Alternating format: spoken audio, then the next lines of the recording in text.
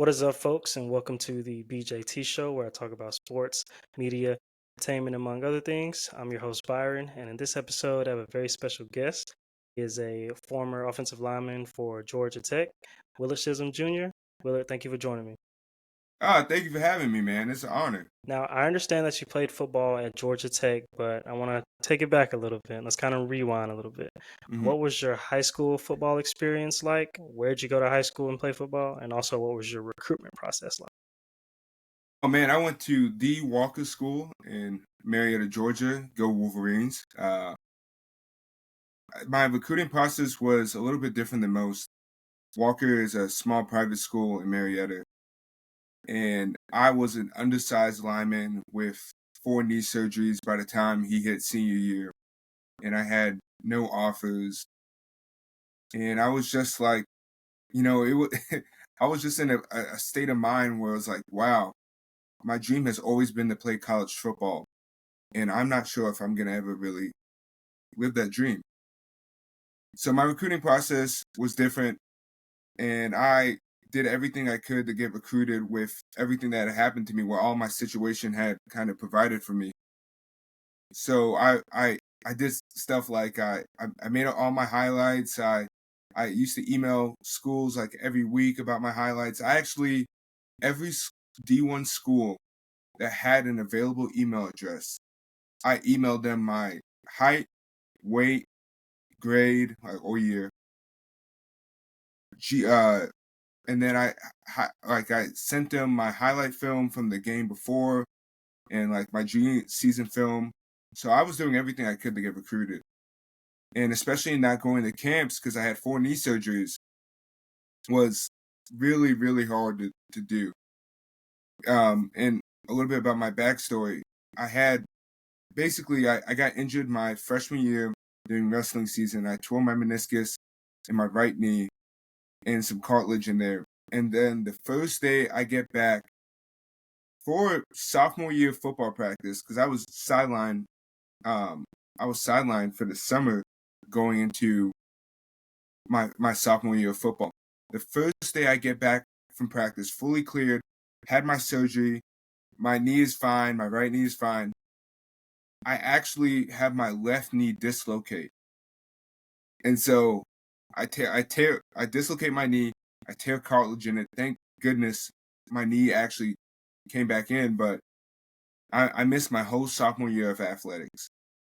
And this was a year I was poised to be this great player. Like I was gonna play both ways.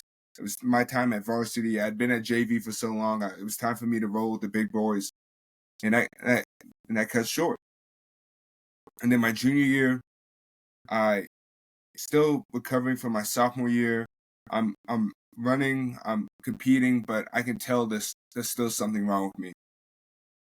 And it comes to near the end of the season where I'm having swollen knees on the bus ride to games, and then having to go out there and play the entire game with bad knees. Like I'm you ever like have to take Advil because your knees were hurting before the game? Like I missed my junior year because I missed the I guess the my junior year after football because I had to get 2 more knee surgeries.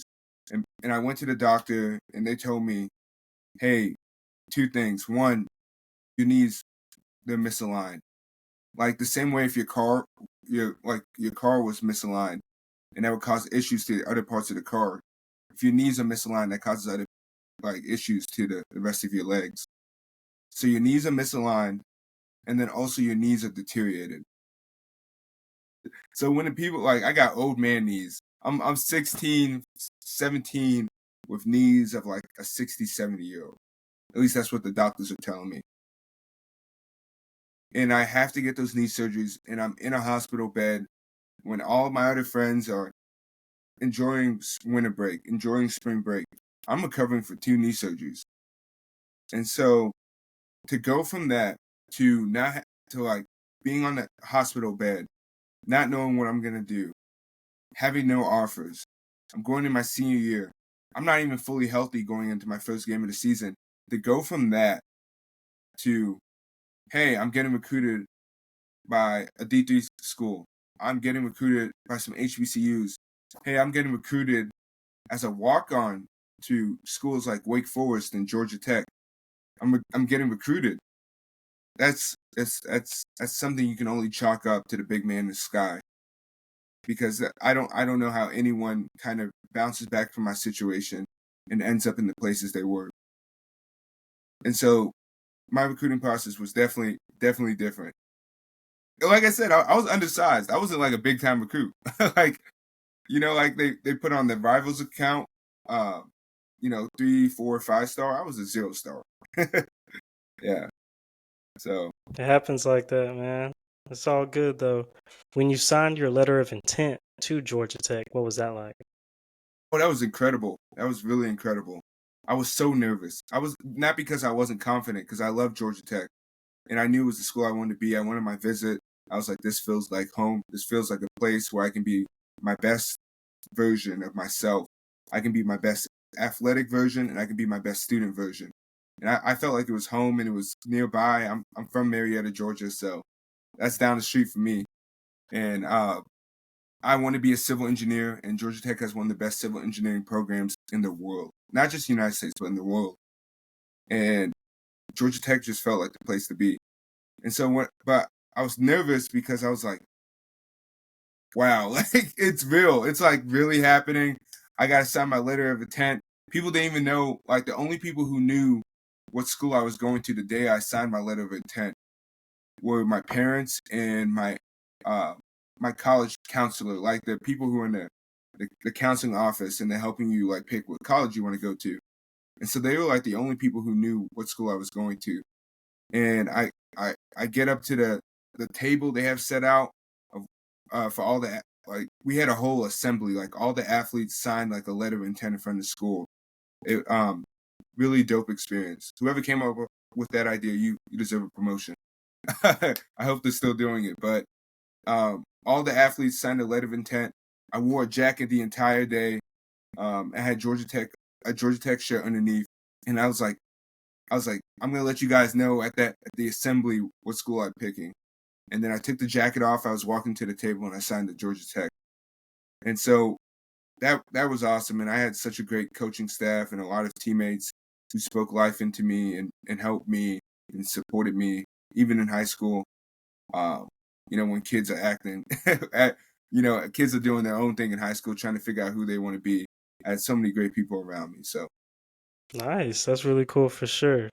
Especially to bounce back from all the knee surgeries that you had and then coming back for your senior year. And even though you were hurt a good bit of your senior year and playing through those knee injuries and whatnot, to still be able to get recruited by those schools like Wake Forest and Georgia Tech and then signed to Georgia Tech as a walk-on. That's really admirable. Thank you. It's just a really, really, really blessed. Just so blessed. Like I said, that's the big man in the sky doing his thing, always looking out for me. Going to Georgia Tech, once you got there, was it a culture shock to you fitting in with the football program, or was it just like, okay, I'm here, this is college football? Like, what was your welcome to college football experience? I would be lying to you if I said it wasn't a culture shock. College football, especially at the D1 level, oh my goodness, that's something else. Like, no matter how much training preparation you do beforehand, you can't really be fully prepared. But that's the great thing about it, because colleges, really good college programs like Georgia Tech, they kind of break you down, like not just like in a negative way, but in a way it's like, I want to mold you and build you up into the player that we think you can be, and the person and man we think you can be. And so we're going to ingrain all the good things into your head, the mentality you need, the toughness you need to succeed. And so it was a big culture shock. My first workout, I almost passed out. Like, that was the closest I ever gotten to passing out, I think. Like, we had this thing called super gases. And so, a regular gas is down, back, across the sideline, for people who don't know. And those are usually timed, and you want to run well, and that's to get your cardio up. Well, we had this thing called super gases, and to give you kind of a layout of our like practice and football facilities. The indoor is like right here, and like right next to it, like running parallel, is the outdoor field. So you have indoor field and you have the outdoor field. With Super Gases, they opened up the garage to the indoor that separated the indoor and the outdoor fields, and they told you, hey, get on the far sideline in the indoor, and you're gonna run down and back, and sometimes down and back again from the sideline in the indoor to the furthest sideline in the outdoor field, and It's crazy. and that was crazy. And I believe that was timed too. So, you should have seen the look on my face when they they opened the garage doors after we had run the gases inside only. They opened the garage doors and said, "Okay, guys, this is where the workout really starts." So Yeah, for sure. I almost passed out, but a lot of people actually told me after that day, because that was the first impression they had of me, that they really respected me. They really Mhm. respected me. And that's because although I was close to passing out, everybody could have seen it. I told myself that no matter what, I wasn't going to stop. I wasn't going to quit. So if I had to pass out, I had to pass out. That's not advice to anyone. Like, take care of your health, take care of your physical health. But for me, I just wanted to exceed my limits, any limits that I thought I had placed on myself, that anyone had told me what my limits were. And I wanted to exceed that. And I want to show people I really came here to contribute, be a member of this team. And I'm grateful for this opportunity. And so I just wanted to go out there and give it all I had. So I guess that was my welcome to college football moment from the get-go. And mind you, we still had like indie afterwards. So like, so I'm dead tired. People doing some indie stuff, and I'm like, I'm dead tired. And Yeah, facts. College that was football is no joke. no joke, no joke. So that was my welcome, and I probably had about 20 more welcome to college football moments. I probably had some when I was a senior in college. I like it. Like the coaches, they find a way to push you, but you gotta love it. For sure. I was talking to Demetrius Knight Jr. some time ago, and we were talking about Georgia Tech workouts, and Mm. he was saying that it's serious. It You is know no that's one of joke. Their football workouts are no joke. that's one of my best friends, right? Hmm. Okay, just making sure. That's my dog. Shout out Demetrius. Yeah. Shout out Yeah, Demetrius. He's going yeah. crazy for the Bengals right now. He is. He is. I'm so proud of him.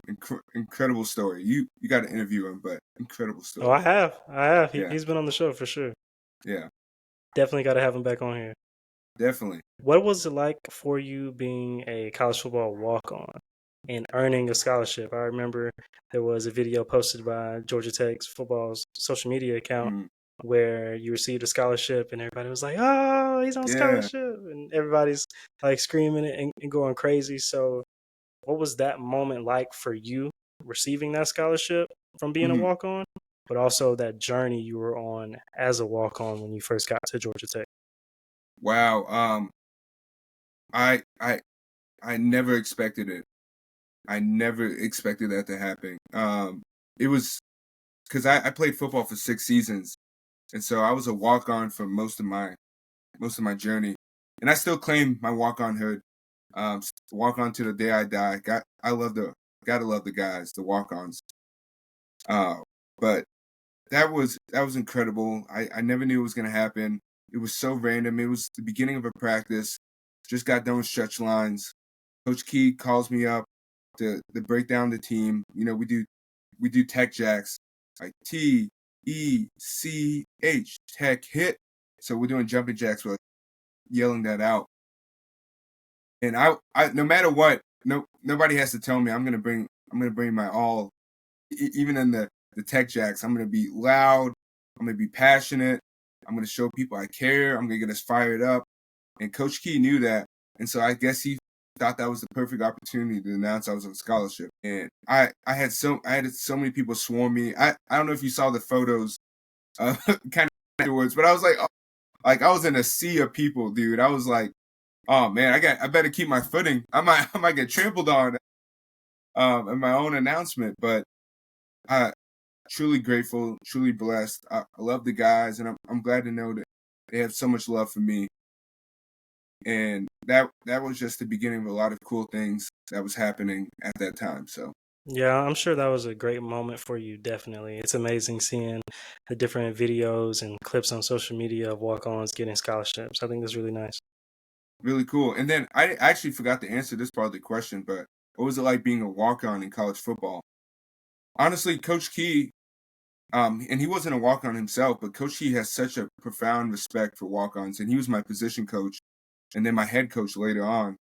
But he has such a profound respect for walk-ons. There were several walk-ons throughout my college career who earned scholarships, and if they didn't earn scholarships, they at least got playing time.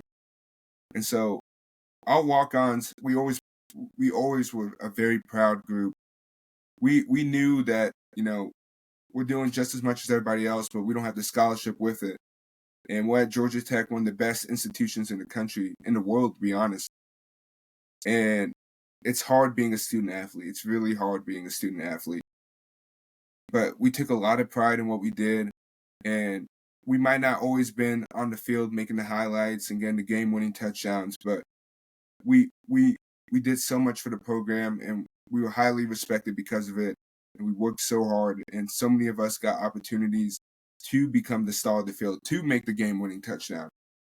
And so, for me, being a walk-on is an incredible achievement. And when we see the fruit of our labors, it makes us all proud, man. It makes us all proud because we all earned it. So Absolutely. There's been a lot of good walk-ons in college football. Some have even made it to the NFL. Players like Baker Mayfield, he was a yeah, walk-on.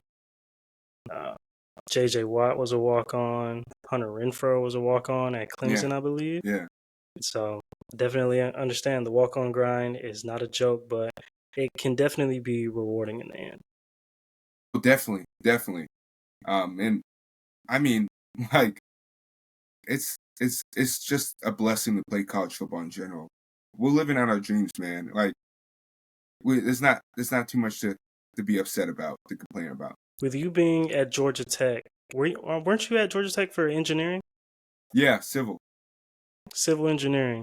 And I Yeah, know Georgia Tech. I know Georgia Tech economics. I don't even want to call it economics. Scholastics yeah, or just yeah. Georgia Tech classes and just school at Georgia Tech is no joke at No all. joke. Like Georgia Tech is for real. They're not playing any games. So, what was the hardest class that you took while at Georgia Tech? Ooh, deformable bodies.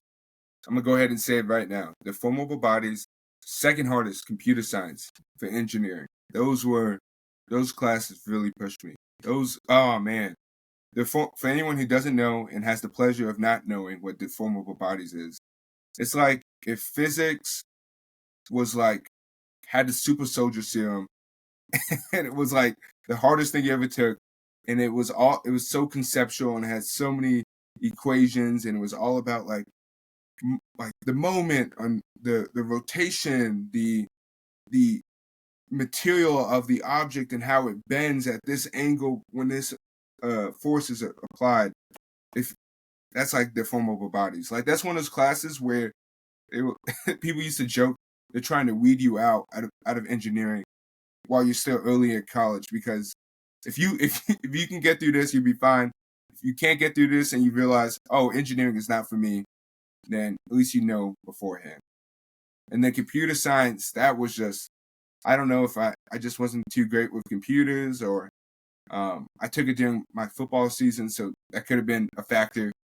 Don't take too many hard classes during football season. Lesson for the youngins.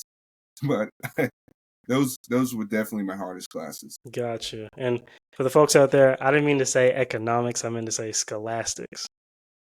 Now, being at Yeah, Georgia Tech, of course, there's some type of economics with it, so I'll throw that in yeah, there also. Economics, scholastics, classes, extracurricular activities, just the whole thing at Georgia Tech. It's no joke, point blank. yeah. It is no joke. You also won an award for STEM, is that right? STEM. Ooh. Ooh, are you talking about the speech, or are you talking about the um Atlanta Area Council thing? Both. Okay, so after my college career had ended, after I had to hang the cleats up, uh, I I was kind of approached, and I guess I should probably say I was approached near the end of the season of my last season, but I was approached by one of the people on staff who's sort of in charge of like media and like helping the students outreach after their career is done. But I was approached by him, and I should probably say his name, Mike Flynn. Um, and I was approached by him, and he told me about this award that he thought I would be a really good candidate for. And I had no idea what he was talking about. And I was like, "What award?" I'm like, like, and I come to find out there's an award by the Atlanta Area Council and Scouting America. And for those who don't know, Scouting America is Boys and Girl Scouts of America.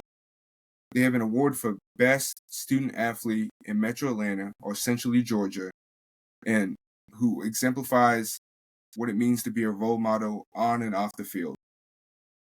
And so that means doing what you're supposed to do in classes, doing what you're supposed to do in the community, doing what you're supposed to do involved with athletics. And so he nominated me for this award. I looked into it. I saw all the people they had given this award to in the state of Georgia, and I get like people who had won even bigger awards, like I'm talking politicians, like business moguls and other stuff that had been associated with Atlanta Area Council and Scouting America. And my first thought was like, there's no way I'm winning this. There's no way. There's no way. I'm like, these are like, I'm talking, these are the big dogs. And I don't want to downplay myself, but I was like, these are really cool, important people who've done a lot for Metro Atlanta. And I still submitted my basically my resume of all the achievements and accolades I had done over my time in college, all the events I was a part of, organizations that I helped with. And I get a call probably a month or two later after I'd submitted it. And Mike Flynn did an excellent job kind of helping me with that too, that process. But I get a call from Atlanta Area Council, and they tell me, hey, I don't know if you saw the email we just sent you, but we just want to say that not only are you going to be a person that's honored at the award ceremony, you're the top male athlete. And so I was like, wow. I was like, that is crazy. I never expected that. I never in a million years expected that. So that was the award. Peach of an Athlete. That's just been a pleasure to work with them. Even after the banquet and the ceremony, and I met so many people involved, they still offer me opportunities to come help and come serve. And I'm actually on the Peach of an Athlete committee now. So now, like, on the flip side of things, like in the background, I'm helping set up for next year's ceremony so I can help do the same that for somebody who did the same for me. So I hope that made sense. That was kind of a lot of words. Yeah, definitely. I think that's great. That's amazing to be able to do that and also win that award and have a lot of your work in the classroom, the field, and in the community highlighted like that. I bet that was a very special moment for you. Very special, very special. And I've spoken so much about my life, and people who really know me and or have been listening to the things I've been posting on social media like Instagram or LinkedIn. But people who really know my life story, like I've gone through so much even before the knee surgeries of like, barely surviving when my mom was 6 months pregnant, barely surviving when I was 18 months old, barely surviving when I was I believe it was like 8 years old or something.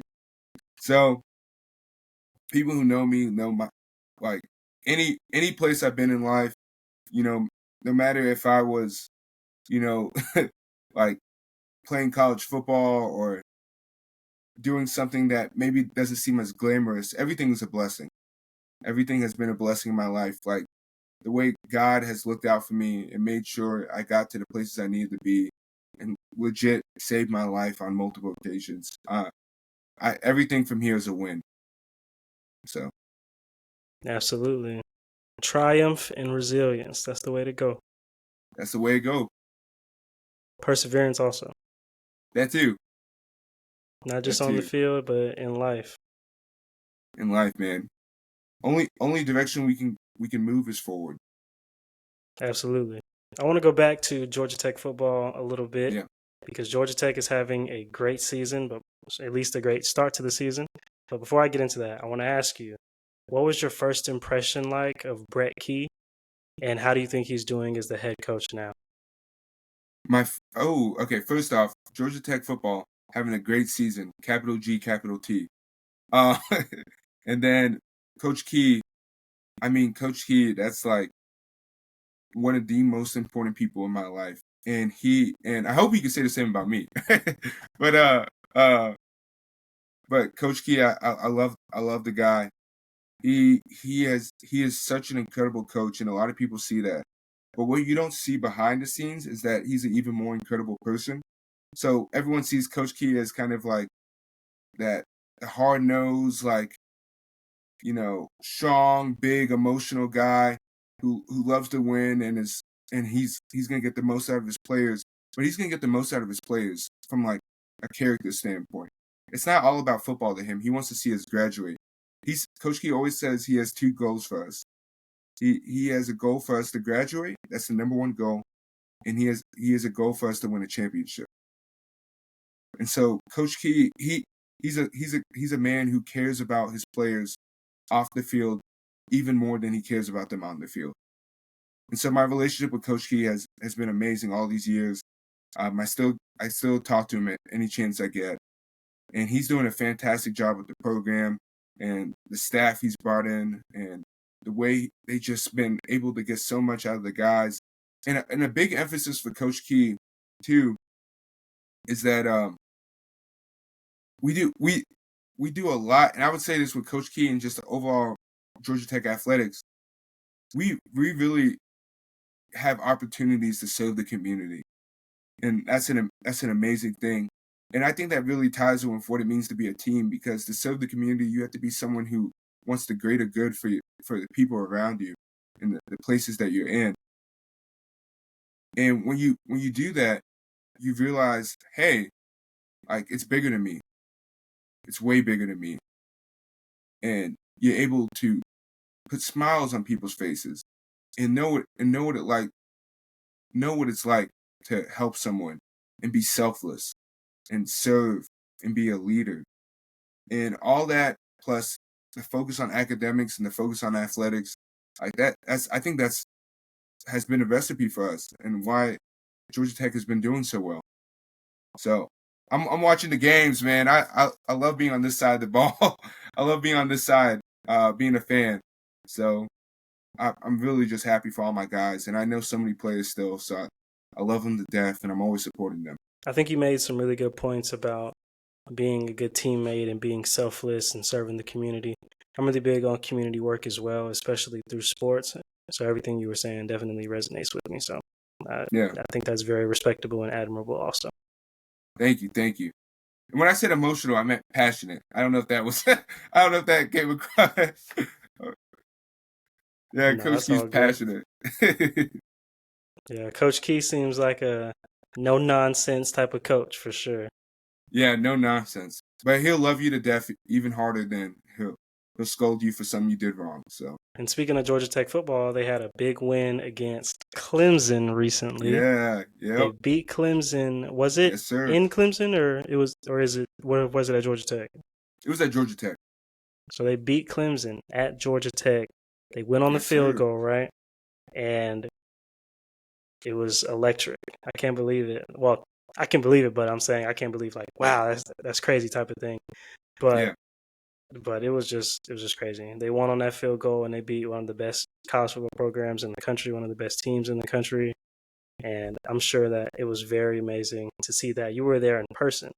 So I'm sure that yeah. the crowd was electric. It was amazing, dude. It was, you know, both sides of the football played amazing.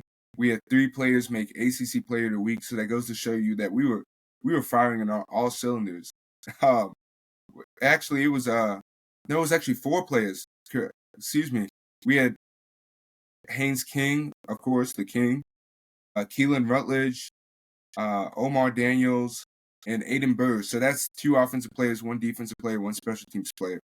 So we're a balanced football as balanced football team as much as it gets, and we're really good on all 3 phases of the football game. And so I'm just Speaking it of, was go ahead, yeah.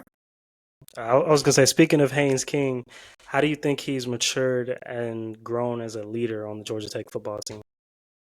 To be really frank with you, he's been a great leader this entire time.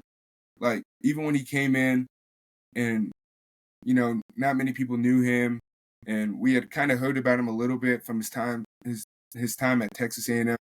He's been consistently the same great leader, the great man that he's always been.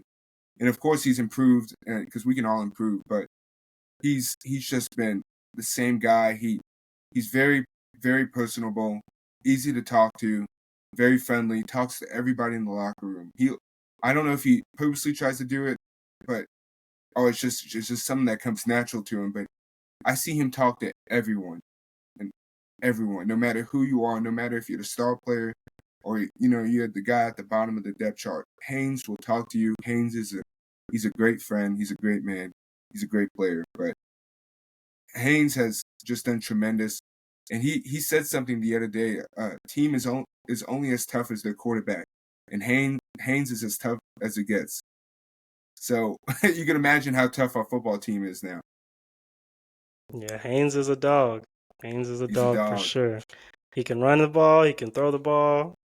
Pretty much everything. He can do everything, man. He can do everything. Also wanted to get into some of your post-college and college football sort of lifestyle now. So what has that been for you post-college? Like, what have you been working on, getting into, and things like that? Post-college for me has just been kind of wild. It's like I'm going with the wind at this point. So I said earlier, before we even kind of started this, that I was working a 9 to 5 at a general contractor called Atkins Realis, and they do a lot of design work, a lot of consulting work, and they also help run projects.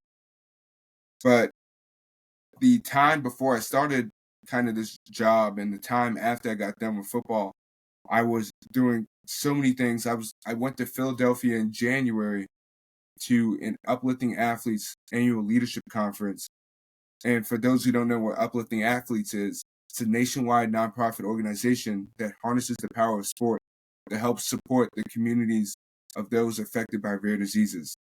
And so they use a lot of college student athletes to kind of, bring up the message of, hey, people with rare diseases could really use the support, and you can use your platform to do so. And they help raise awareness, raise support, and raise funds for uplifting athletes so that they can help people dealing with rare diseases. Because it's I believe it's 30 million Americans are affected by a rare disease. And so, like, you think rare disease, like, that must be only a couple thousand, couple 100,000. But there are so many rare diseases out there. And so you have so many people who have something that a lot of people don't have. I went up to January annual leadership conference. We gathered all the student athletes. I came as sort of more of a guest, like a former uplifting athletes alumni. And we also gave out research grants. And then I believe it was March. I went to Las Vegas as a representative of uplifting athletes, where I spoke on a panel with other people who are way more qualified than I ever be. But they were people who either were dealing with rare diseases and had been spokespersons before, or people who were in the biomed and pharmaceutical fields. And I went on this panel and I presented in front of a biomed company, and I talked about what the power of sport can do for the rare disease community, and how young adults can use their engagement and use their services to help. And that was amazing. And then I would have to almost look at an itinerary of all the stuff I did. But I also went to at some point Jamaica, where I was an all-star football coach for the offensive line and defensive line of this Jamaican all-star team.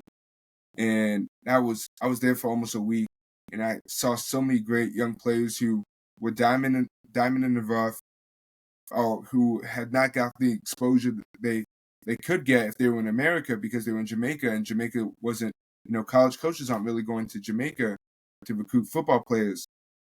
And I was able to help, and I know a couple guys got scholarships after the fact, and I've been all over the place. I did an event with the Falcons, but working with big brothers and big sisters of Metro Atlanta. I did an event, actually another event with the Falcons, working with uplifting athletes, where we hosted 404 Day, and we brought a lot of families who were dealing with rare diseases to the Falcons event. I had the Atlanta Area Council. I think the week before I started my job, I actually was the keynote speaker for the Atlanta Area Council and Scouting America and Georgia Tech kind of joint STEM banquet, where I spoke to a room full of kids who had gone through this week-long program where they visited other STEM facilities and kind of got exposure at an early age because they had interest in pursuing STEM in the future. And I spoke to these kids about how STEM impacted my life and kind of tried to give them encouraging words about what STEM could do for them. And then, doing a lot of stuff to help the community. Did an event to help the homeless with Maximum Impact Love, where I spoke on stage again about my testimony, and then I helped distribute food to people who were dealing with homelessness or from impoverished situations. So I've been all over the place. I probably forgot a couple things. Hopefully my mom doesn't get mad at me about that. But yeah, I've been doing everything. I just, someone asked me, like, how do you have time? Like, what are your hobbies? Like, how do you have time to do anything? And I said, everything I've been doing, I've been enjoying. Like, I love doing this. If I didn't love it, I wouldn't do it. And I know there's so much value and so much importance in what I do. And so I want to continue to do that, and to continue to tell people about my story, continue to encourage people and be a listening ear for people. And I want to be there for my fellow man, as God was there for me when I needed it too. So Absolutely, bro. That's quite the journey. I commend you on pretty much everything. You've worked very hard, you've been through a lot, but you've overcome a lot too. And you've succeeded in many different avenues as well. Very respectable. Thank you. Appreciate it. Yes, sir. Well, I guess that is a wrap for this show. Hope y'all enjoyed this episode with Willard Scissum Jr. Willard, thank you so much for joining me. Where can they follow you on social media? Instagram, Big Skiz, BIGSCISS, and then hit me up on LinkedIn. Willard Scissum, WILLARD, Scissum, SCISSUM. And folks, you can follow me on Twitter and Instagram. It's not called Twitter anymore, but X, whatever. You can follow me on there at BJT_era. So that's on X, Twitter, and Instagram. And also be sure to subscribe to the BJT show. And like I always say, hope y'all have a good one, and peace out. Yes, sir.